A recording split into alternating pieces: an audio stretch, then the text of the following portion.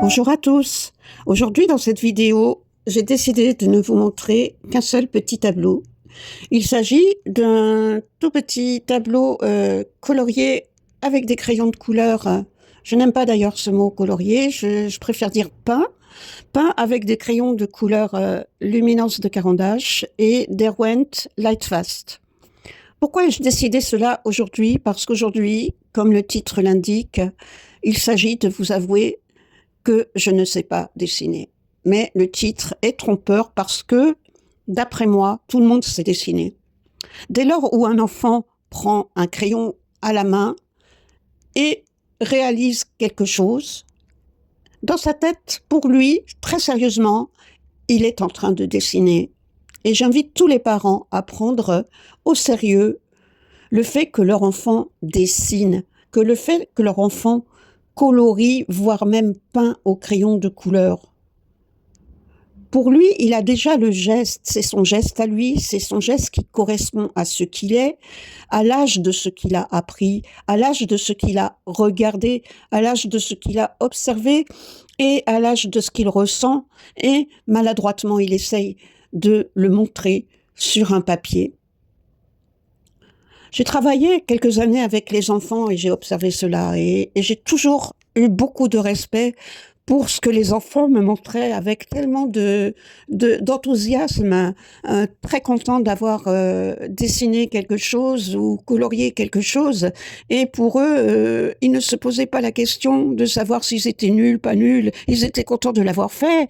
Et c'était rare d'être avec un enfant qui se porte un jugement sur lui-même ou qui gribouille ou jette son dessin, parce que tout simplement, pour lui, c'était quelque chose de naturel. Et lorsque ça arrivait, il fallait se poser des questions sur ce qu'on avait pu faire comme remarque à cet enfant.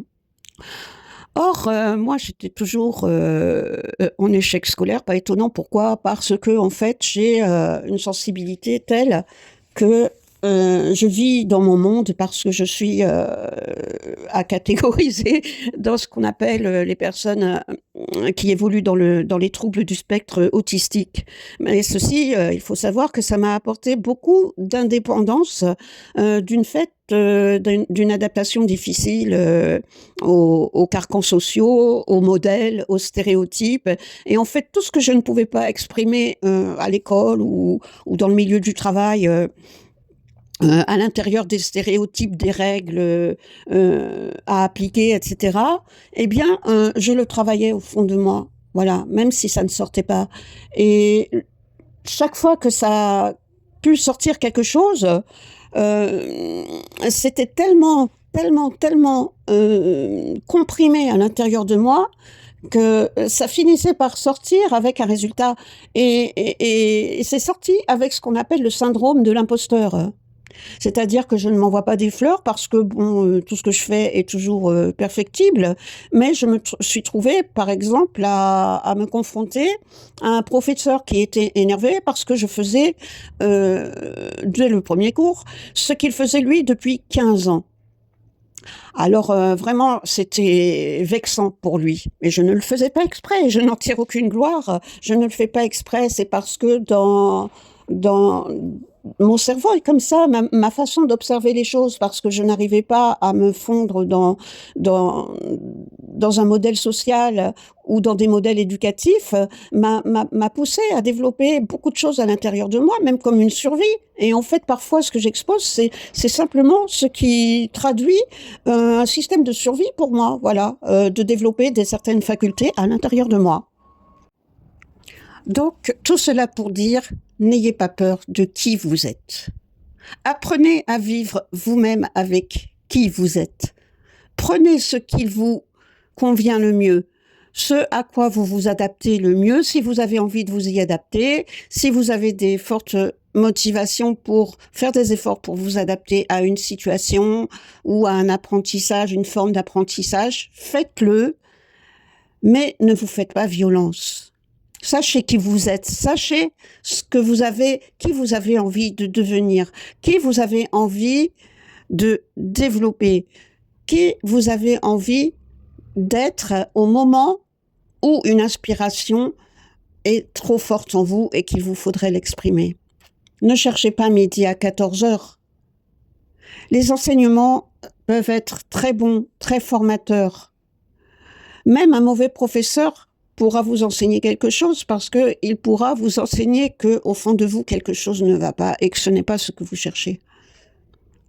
Alors, essayez de suivre votre voie le mieux que vous pouvez avec ce qui vous représente, parce que ce n'est pas pour rien que même si vous ressemblez très fortement à des stéréotypes, même si vous ressemblez très fortement à un modèle, même s'il vous semble que vous voulez être ce modèle, vous serez toujours vous. Vous serez toujours différent parce que votre famille a une longue histoire, très longue, que vous ne pouvez même pas en connaître le début. Et tout cela est important parce que tout cela crée des imprégnations qui vont obligatoirement se transmettre d'une manière ou d'une autre à l'intérieur de votre propre histoire. Et toutes les choses mises bout à bout feront qui vous êtes et feront l'artiste que vous êtes déjà aujourd'hui. Parce qu'aujourd'hui, si vous regardez cette vidéo, c'est qu'il y a la fibre artistique qui vous a poussé à appuyer sur le bouton. Alors, cherchez-vous à l'intérieur de vous-même. Et oubliez tout ce que je dis si ce n'est pas important pour vous-même. Ici, je vous propose mon travail petit à petit, ce que, au bout de 66 ans, j'arrive enfin à produire et à montrer. Et prenez ce qui vous plaît. Si j'ai juste de regarder en un clin d'œil un dessin que j'aurais fait, une peinture que j'aurais faite qui vous plaît, tant mieux, c'est très bien et moi ça me convient.